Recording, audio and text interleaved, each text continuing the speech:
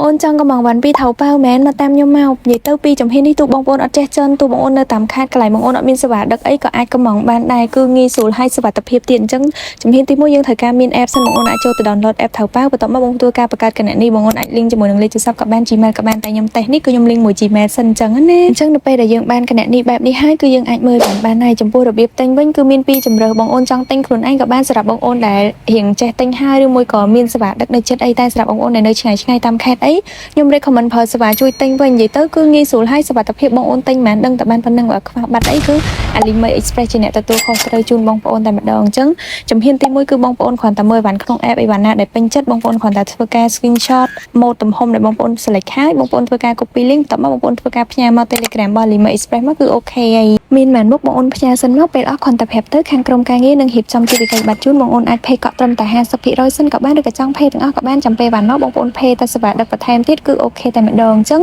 មិនថាបងអូននៅតាមខេត្តទេគឺយើងអាចរៀបចំដាក់ផ្ញើជូនតាមរយៈបន្ថែមដូចជា NT តបានទៀតណាអញ្ចឹងបងអូនដែលនៅឆ្ងាយៗហើយចង់ order បានពីចិនអីកុំភ្លេចតាក់ទងមក Alimi Express ណាអរគុណបាយបាយ